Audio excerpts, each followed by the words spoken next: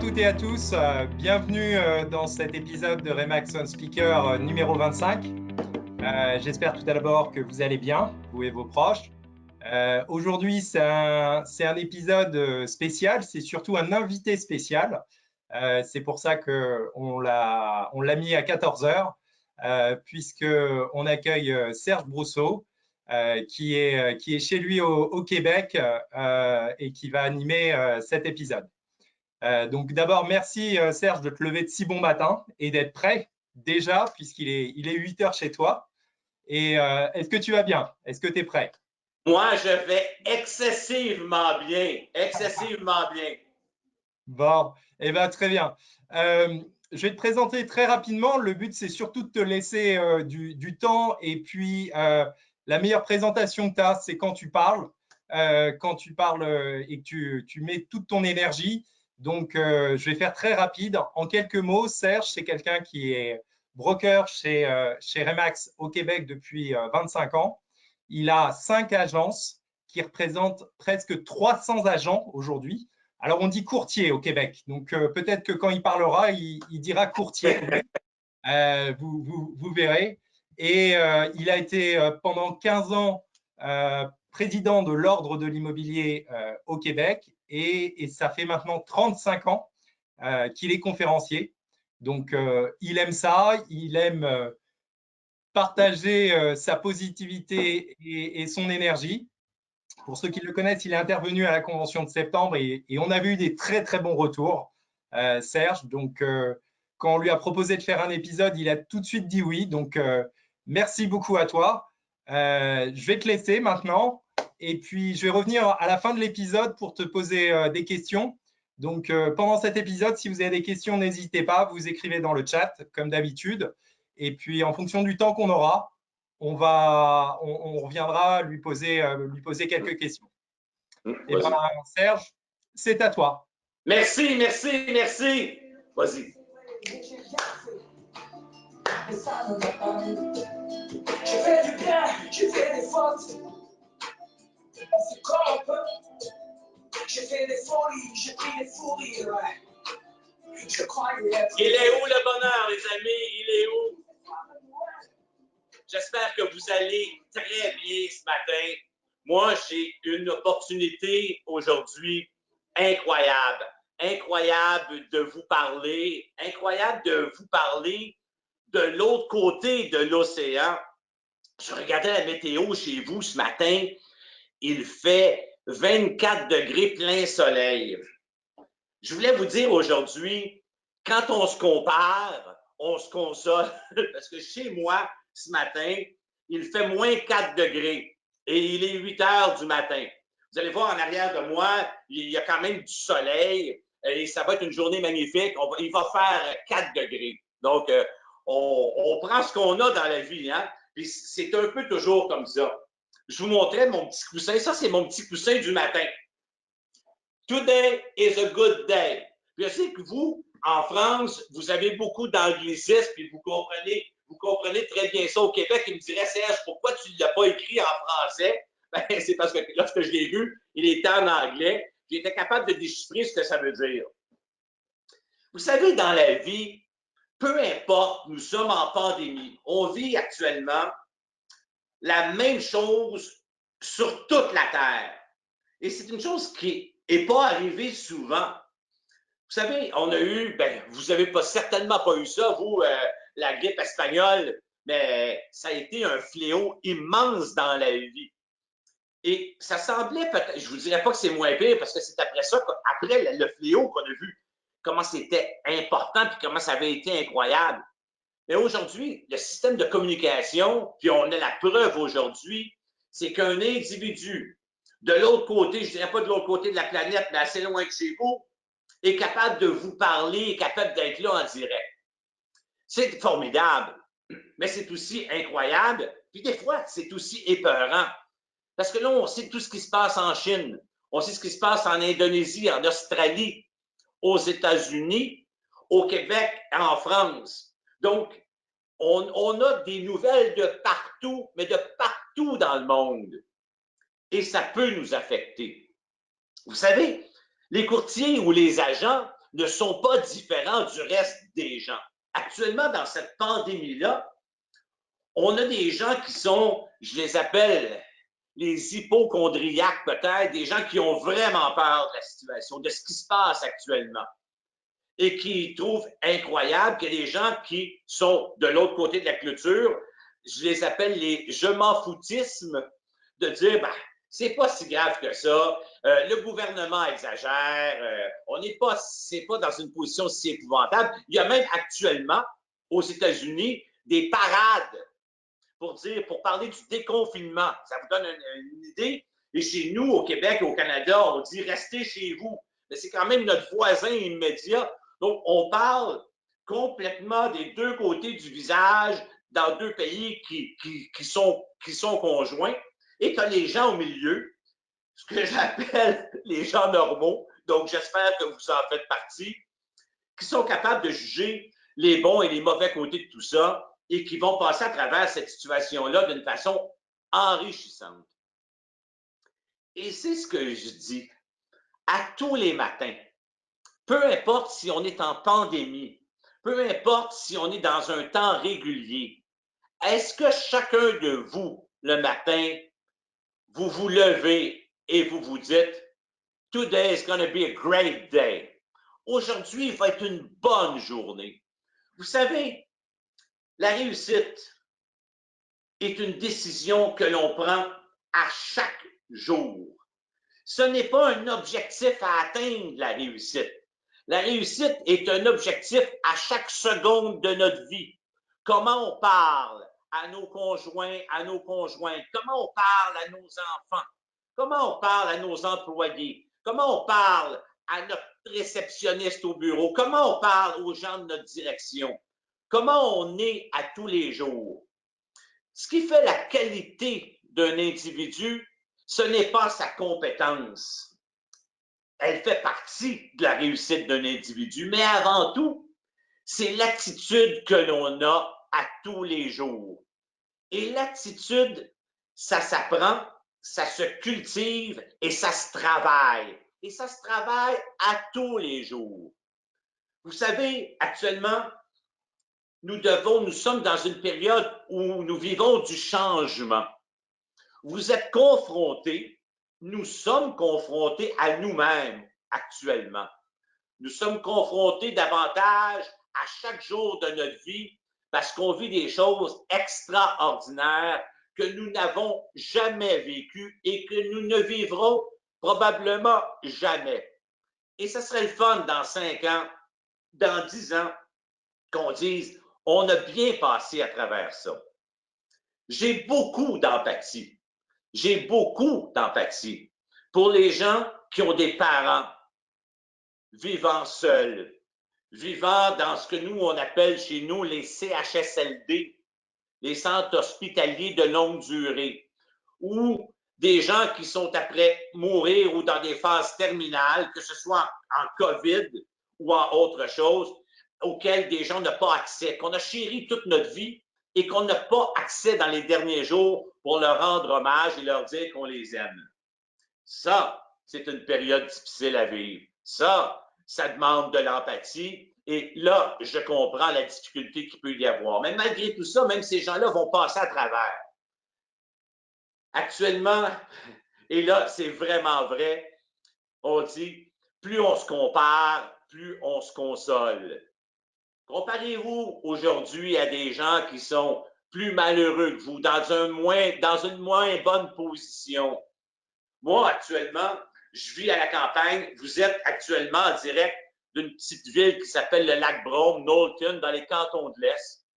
Je suis à 30 minutes de la frontière américaine, dans un quartier très anglophone, parce que cette partie-là était ce qu'on appelle la Nouvelle-Angleterre, une partie beaucoup plus anglophone. Donc, ici, les anglophones, c'est du monde tranquille. Fait que c'est tranquille alentour de moi. Puis j'aime ça. Je suis le plus énervé du coin, moi. Fait que moi, ils m'appellent le franco, là, le vrai Québécois. Et quand je regarde les gens alentour de moi, qui sont dans de petits appartements, qui n'ont pas la possibilité de vivre ce que j'ai, je me trouve encore très chanceux. Vous savez, dans la vie, la base de la vie, c'est d'être capable de bien se nourrir et d'avoir un toit. Déjà là, tous ceux qui ont ça et qui m'écoutent aujourd'hui et que vous l'avez probablement, nous sommes déjà des privilégiés de la vie. Après ça, c'est tout ce qu'on décide de faire avec cette vie-là qui est important. Est-ce que, et vous savez, je dis toujours, même dans les temps d'aujourd'hui, les gens qui, lorsque ça va bien, puis vous en connaissez, lorsque ça va bien, lorsque les choses vont bien, il y a des gens qui sont quand même malheureux. Lorsque le courtage immobilier va bien, il y a des gens qui sont quand même malheureux. Il y a des gens qui trouvent le moyen de ne pas réussir, même quand ça va bien. Donc, imaginez-vous, lorsqu'ils arrivent des difficultés comme aujourd'hui, ils sont encore plus malheureux. Je vais dire aux gens qui ne vivent pas comme ça, j'appelle ça, moi, de la malheureuseosité. Je pense pas que vous avez plus de vocabulaire que moi, vous les Français. Mais la malheureusosité, c'est les gens qui vivent du malheur des autres et qui s'en accommodent bien. Parce que les gens qui sont malheureux se tiennent avec les gens qui sont malheureux et plus malheureux qu'eux. Donc, ça les aide à survivre. C'est tout ce qu'il ne faut pas faire dans la vie et surtout actuellement. On nous dit, et je parlais à Donatien tout à l'heure, et même hier, et je lui parlais un peu de ce que j'étais pour vous parler aujourd'hui. Puis, on me disait, ben, tu sais, les gens sont habitués quand ils regardent beaucoup les nouvelles. Moi, je le regarde, TV5, on a ça ici, je sais ce qu'ils disent en France. Mais on n'est pas obligé d'écouter ça toute la journée. Vous savez, à un moment donné, la santé physique, c'est une chose, mais la santé mentale, c'est encore plus important. Parce que quand on n'a plus la santé mentale, le physique va suivre. Et l'inverse est aussi proportionnel à tout ça. Est-ce que vous cultivez le bonheur? Est-ce que vous allez chercher les ressources nécessaires pour être des gens heureux? C'est une décision que vous prenez, peu importe l'âge que vous avez. Moi, je vois des gens vieillir, des gens qui ont toujours été un peu maussades. Et vous les remarquerez, les gens qui sont maussades finissent leur jour maussades. Dans un journal que nous avons, qu'on appelle la presse, moi, je regarde beaucoup depuis que je vieillis. J'ai eu 60 ans cette année. Écoute, c'est terrible, 60 ans, je me disais, ça n'a pas d'allure. Je trouvais mes parents vieux à 40 ans, j'en ai 60. Oui, je suis en forme, mais j'entame quand même la dernière partie de ma vie. Puis je vais vous dire une affaire, je vais la vivre pleinement, pas à peu près. Puis des fois, je regarde dans le petit journal, dans cette journal-là, la nécrologie. Puis c'est incroyable de voir des gens qui ont peut-être, qui sont décédés à 80, 85 ans, 86 ans, et on regarde le visage, puis on voit, on est capable de dire si ces gens-là ont été heureux dans leur vie ou s'ils ont eu des vies difficiles et malheureuses. Puis c'est incroyable, c'est sur une photo, ça paraît dans notre visage. Et les gens qui font affaire avec un agent immobilier s'attendent à voir des gens heureux, des gens dynamiques, des gens effervescents, des gens qui vont trouver des solutions, pas des gens qui sont malheureux. Les gens ne sont pas là pour vous rendre service. Vous êtes là pour rendre service à une clientèle. Et c'est important pour vous, là, de pouvoir travailler sur votre futur. Pour bien travailler le futur, ben, il y a une chose qui est excessivement importante, c'est de travailler le présent. Plus les gens sont préparés à une activité, peu importe quelle qu'elle soit, plus ils vont être dynamiques et effervescents dans le travail qu'ils ont à faire. Ce n'est pas la journée de la compétition qu'un individu se décide à devenir bon. C'est dans la préparation. Regardez tous les gens qui sont au domaine professionnel, les Olympiens. C'est pas la journée des Olympiques qui se disent aujourd'hui je vais gagner. Les gens qui se sont préparés pendant 5 ans, 10 ans, 15 ans de préparation à la natation pour gagner le 100 mètres, pour courir le 100 mètres, pour faire le saut à la perche. C'est dans la préparation à la réussite. La préparation du corps physique et la préparation du corps mental. Est-ce que vous prenez soin de votre corps actuellement? Il y a peut-être un temps où actuellement vous dites, OK, je vais reviser mon affaire, je vais me réorienter. Puis la problématique actuellement, c'est que vous êtes confronté avec vous-même parce que il y a moins de choses à faire, il y a du changement à faire. Puis là, je dis, qu'est-ce que je fais de mon corps? Ma mère me disait ça lorsque j'étais jeune. OK, bouge ton corps. Bouge ton corps. Est-ce que vous avez arrêté de bouger le vôtre pendant ce temps de pandémie-là? Donc, deux choses importantes. Mon premier conseil, vivez au jour le jour. Arrêtez de penser à ce qui va se passer dans 2 mois, dans 3 mois, dans 6 mois. Vous n'êtes pas rendu là. Mais aujourd'hui, today has to be a great day. Aujourd'hui doit être une belle journée. Qu'est-ce que vous allez faire aujourd'hui pour aller vous coucher ce soir? Vous allez vous coucher avant moi, entre autres, hein, parce que moi, il est 8 heures, là.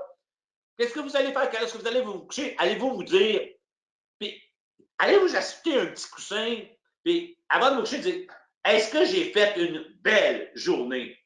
Vous savez, je parle souvent d'objectifs dans la vie et tout ça. L'objectif, c'est assez facile. Est-ce que j'ai réussi ma journée? Pour bien réussir sa vie, il faut réussir chaque jour de sa vie.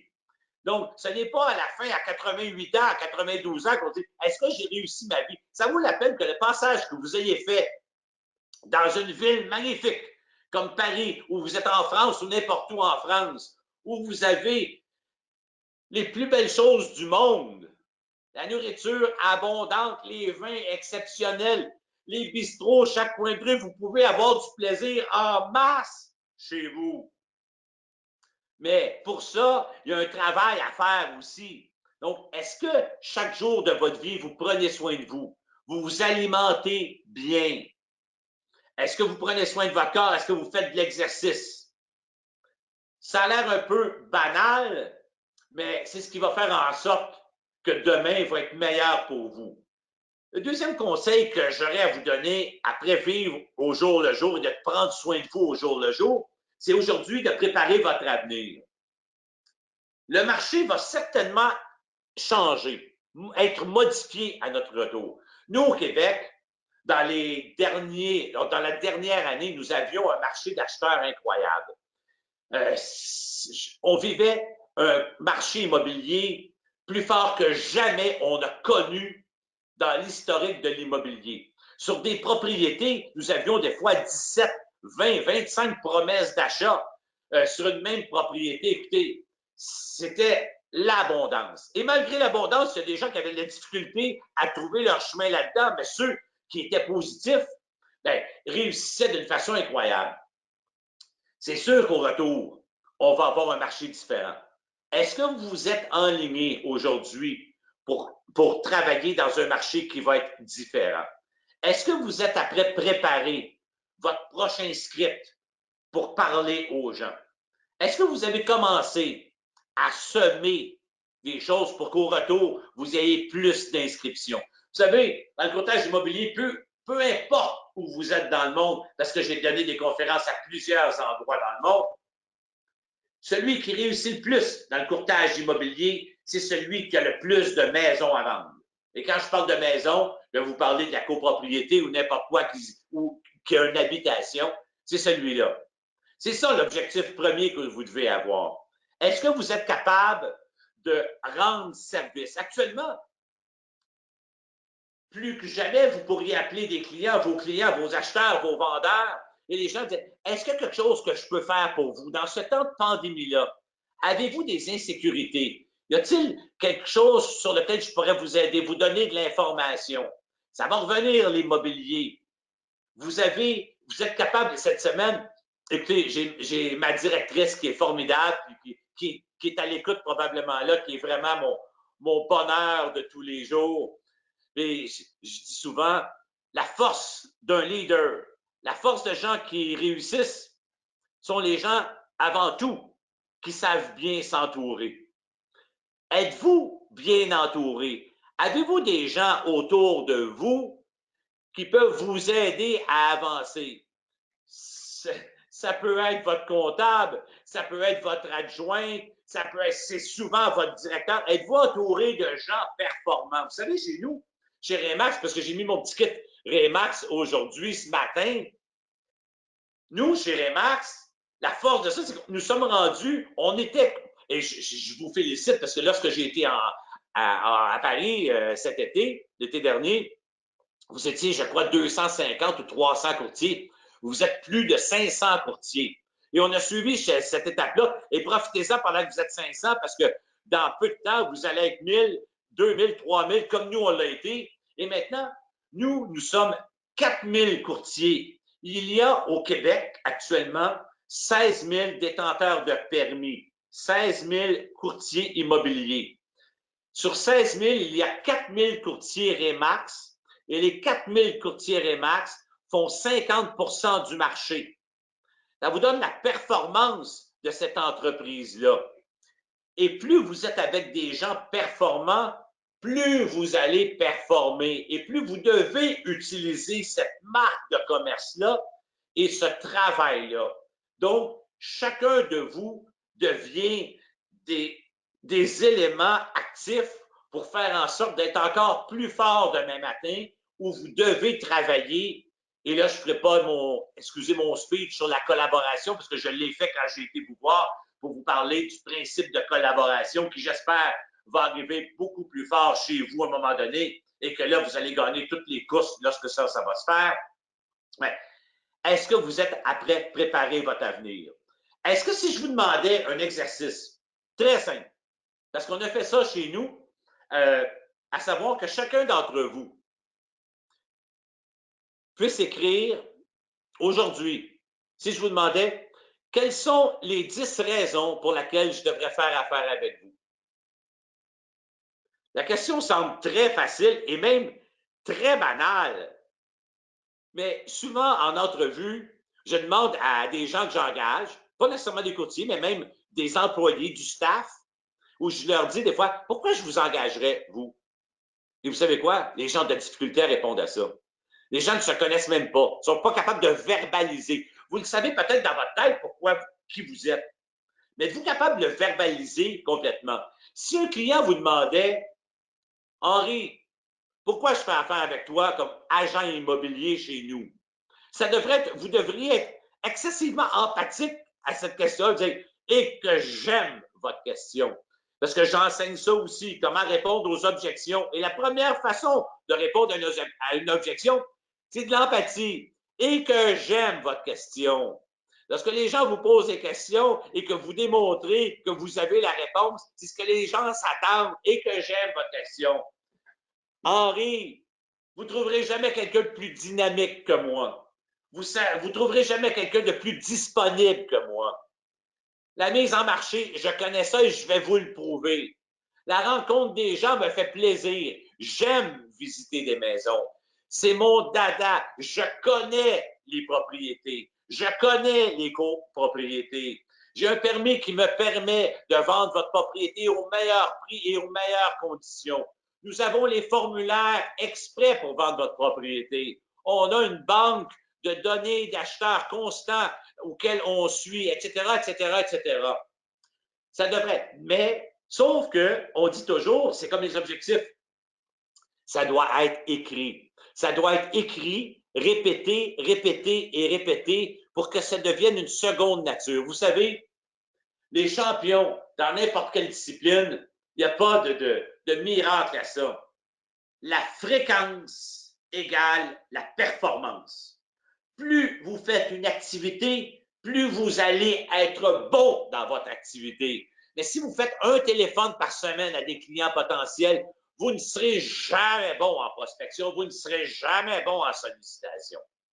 J'ai ma directrice qui m'a envoyé un message ce matin, puis j'espère que je vais l'avoir pas loin, mon petit rayon de soleil. Elle m'a écrit ceci.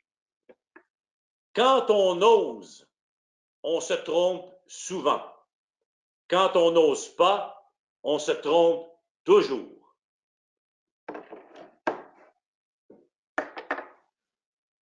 C'est des mots, vous allez me dire, c'est simple. C'est simple, oui. Dans l'application, c'est plus compliqué. Dans l'application, ça se fait à tous les jours. Donc, aujourd'hui, promettez-moi une chose, d'écrire les 10 raisons pour lesquelles je ferai affaire avec Henri, avec Geneviève, avec Henriette, avec vous. Écrivez-les. Puis pratiquez-vous à le dire. Puis je vais vous dire la deuxième question que j'aurais fait, les 10 raisons pour lesquelles je ferai affaire avec votre entreprise. Quand vous avez réponse à ces 2 questions-là, vous êtes en confiance. Et lorsque vous êtes en confiance, les clients vont le sentir et la confiance, ça paraît dans notre visage, ça paraît dans nos épaules, ça paraît dans notre façon de dire, ça paraît dans nos façons de faire. Écoutez, Tiger Woods, vous connaissez, le joueur de golf. J'ai juste l'expression en anglais, il drive. Il drive, vous comprenez ça? Peut-être 200 ou 300 balles par jour pour jouer ce qu'il joue. Pourtant, c'est le professionnel. Vous savez quoi? C'est drôle. C'est les gens qui sont les plus performants qui se pratiquent le plus. Il y a quelque chose qui n'a pas d'allure là-dedans. Parce que les performants savent d'une façon presque innée qu'ils doivent se pratiquer pour être bons. Et dans n'importe quelle sphère de la société, dans n'importe quelle profession, c'est la fréquence qui détermine la performance. C'est la fréquence de votre petite course le matin ou de votre marche le matin qui va déterminer votre niveau de santé. C'est ce que vous mangez à tous les jours qui va déterminer votre niveau de santé. Donc, la deuxième, avez-vous préparé votre avenir? Êtes-vous après préparer le chemin du retour? Je vous dirais, est-ce que, bon, je vais vous donner une chose, est-ce que vos photos, la photo que vous avez, avec laquelle vous faites votre promotion, est-ce que votre photo a l'air performante, a l'air dynamique? Est-ce que c'est une photo qui est monotone, que vous avez pris dans une fête, puis que vous avez mis un petit carré alentour, puis que vous distribuez à tout le monde? On dit une image vaut 1000 mots, et c'est incroyable comment les gens aujourd'hui, dans les Facebook de ce monde, dans les Internets de ce monde, que les gens se fient à ce qui est écrit, aux dessins qui sont là. Votre image doit être une image de performance. C'est excessivement important. L'augmentation de vos connaissances. Actuellement, il est impératif d'aller chercher toute la connaissance possible pour être de meilleurs agents demain. Profitez-en pour augmenter vos connaissances. J'ai toujours dit, la connaissance amène la compétence et la compétence amène la confiance. La confiance n'est pas une qualité innée. La connaissance n'est pas une qualité innée. C'est de la recherche. C'est un travail que l'on doit faire à tous les jours. Plus vous allez être compétent dans votre métier, plus vous allez être connaissant dans votre métier, plus vous allez devenir compétent, moins vous allez avoir peur de rien. Ce matin, moi, quand on me dit, Serge, est-ce que tu veux donner une conférence à tous nos courtiers en France? J'ai même des gens, je crois, de la Tunisie qui sont là aujourd'hui, que je salue d'ailleurs, et j'espère même de vous rencontrer. Je n'avais pas de crainte à vous rencontrer. Au contraire, ce matin, moi, à mon lever, il devait être 5h30, 6h, j'étais en préparation de ce que je vais vous dire, mais ça fait déjà 5 jours que je suis en préparation. J'étais excité de vous rencontrer, excité de vous parler. Je me disais, bon, OK, je me suis arrangé ce matin, là, je me suis arrangé les cheveux un peu parce que les autres matins, personne ne me voit. Je suis pas clean comme ça. J'ai fait ma barbe, j'ai mis mon petit chandail Remax, j'ai pensé à ma petite chanson, j'ai été chercher mon petit coussin. J'ai dit, est-ce que l'image que j'ai en arrière de moi est agréable parce que les gens qui ne veulent pas me regarder vont regarder quand même quelque chose dehors? C'est des détails, mais c'est des détails de performance. C'est des détails que vous devez faire à tous les jours quand vous allez voir un client. Est-ce que vous avez l'air de quelqu'un de performant? Est-ce que vous avez l'air de quelqu'un d'organisé? Est-ce que vous avez fait attention à votre performance? Est-ce que vous avez l'air d'un gagnant? Tu sais, ça commence d'avoir l'air pour avoir après ça la mélodie. C'est important que vous travailliez sur vous. J'avais juste aujourd'hui un petit 30 minutes, parce qu'on m'a dit, moi, j'ai de la misère à parler en 30 minutes. Hein. J'en ai des affaires à vous dire, puis je pourrais vous parler longtemps sur c'est quoi l'attitude d'un gagnant. Ce que vous avez dans le courtage immobilier, vos façons de faire, les formulaires que vous utilisez, puis tout ça, sont des objets avec lesquels vous travaillez. Et ce n'est pas nécessairement ce qui fait en sorte que vous allez être demain matin le courtier numéro 1 dans votre secteur. Ce qui va faire en sorte que vous soyez le courtier numéro 1, c'est d'avoir la meilleure attitude possible. 2, de vous publiciser au maximum. J'étais, on dit nous au Québec, flabbergasté. N'utilisez pas ça, là, c'est pas vraiment un bon mot.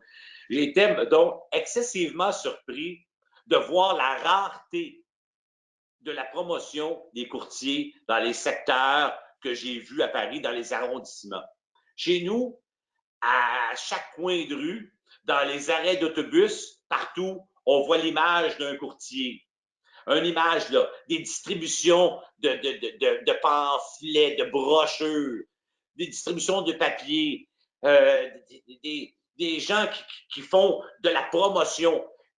N'oubliez pas aussi une chose, un produit plus vu et plus vendu. Un produit connu a plus de chances d'être acheté qu'un produit inconnu. Donc, si vous êtes des personnes inconnues, des agents inconnus, des agents secrets, c'est pas là où les gens vont décider de vous appeler. Ça serait le fun qu'à un moment donné, votre prospection soit un peu moins active, que vous soyez tellement occupé à faire des promesses d'achat, à prendre des inscriptions, que vous ayez moins de temps de faire de la sollicitation, que les gens vous appellent. C'est important que vous soyez reconnus. C'est important que vous soyez reconnus. Nous, on appelle ça des secteurs fermes, dans des secteurs particuliers où vous devenez un incontournable dans le courtage immobilier. Je parlais à des courtiers du Portugal dernièrement, et eux aussi travaillent beaucoup de cette façon-là, et chez nous aussi. On n'a pas la science infuse, là, et je ne dirais pas ça à des Français qu'on est meilleurs. Inquiétez-vous pas, je ne m'en vais pas sur ce terrain-là. Certainement pas. Mais c'est une chose, peu importe le produit, un produit plus connu va être plus vendu. Et lorsqu'un courtier, un agent immobilier travaille quelque part dans un secteur, il devient un objet de promotion que les gens vont acheter.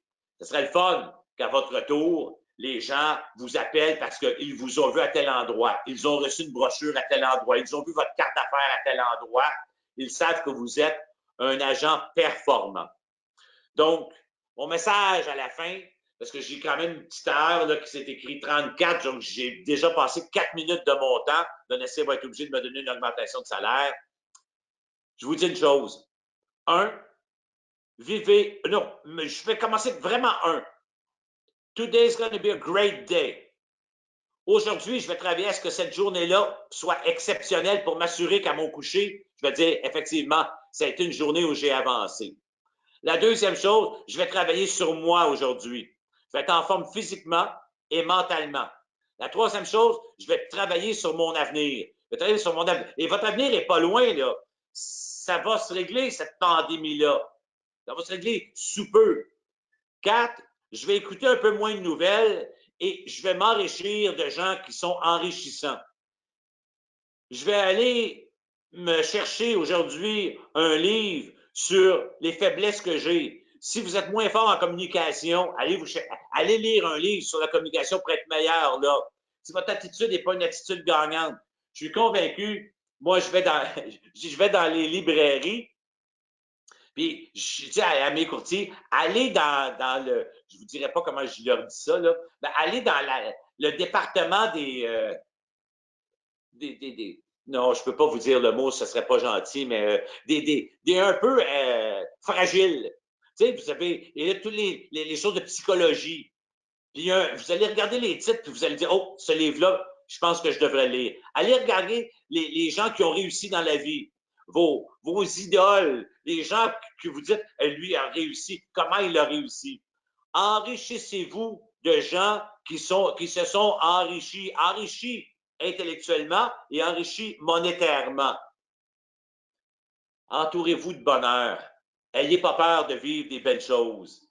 Ayez pas peur de dire que ça va bien. Ayez pas peur de prendre du soleil. Ayez pas peur de prendre votre coupe de vin. Moi, j'ai commencé mes apéros. Je prenais un apéro avant ça vers 17 h. Et avec la pandémie, je suis rendu à 15h30. Je commence plus tôt, donc il va falloir que je fasse attention à moi. Je vous souhaite de passer ce temps-là incroyable, particulier, extraordinaire, d'une façon enrichissante, et que cette pandémie-là vous ait donné une plus grande force, parce que c'est à travers les difficultés qu'on reconnaît les grands hommes et les grandes femmes. Puis j'espère que je vais vous reconnaître pour des gens encore plus performants à notre tour. Et c'est le message que je voulais vous laisser ce matin. Et c'est un privilège pour moi d'avoir pu vous parler ce matin de mon petit village au Québec, mais d'une façon sincère, empathique, et avoir hâte de vous rencontrer, mais en vrai. Et merci de m'avoir accueilli chez vous, et merci d'avoir pris le temps de m'écouter, et merci surtout aux gens de Remax de me faire confiance, de vous avoir livré un message. Merci à tout le monde. Eh ben, merci beaucoup, Serge. C'est nous qui te remercions. Dans les messages, il y a beaucoup, beaucoup de remerciements. Et pour répondre à une question qu'il y avait, je crois que la positivité comme ça est contagieuse. Je pense que quand on a de l'énergie, ça rayonne autour de soi et on en reçoit aussi. Et c'est quelque chose de très, très, très important. Et puis, je crois que ce que tu m'as appris aussi, c'est qu'effectivement, en tant que commercial, finalement, le meilleur travail qu'on peut faire, c'est le travail sur soi, bien se connaître, être bien dans ses baskets. C'est le plus important pour pouvoir commencer et puis pour pouvoir être bien sur le terrain. En tout cas, il y a plein de messages voilà, qui arrivent là-dessus. Donc, merci beaucoup à toi. Merci pour toute cette discussion. Tu sais que tu es toujours le bienvenu. Hein, et puis, on va te souhaiter une très belle journée. Et merci. puis, et voilà, si tu as besoin de nous, on est là aussi et on sera heureux de pouvoir partager tout ça avec toi. Merci, ça a été formidable, belle expérience. J'embrasse tout le monde. Parce que moi, je suis un physique. Fait que je vous embrasse. Bye tout le monde. Au revoir. On regarde la petite caméra, mais on pense à vous et on vous embrasse. Au revoir. Okay. Au revoir.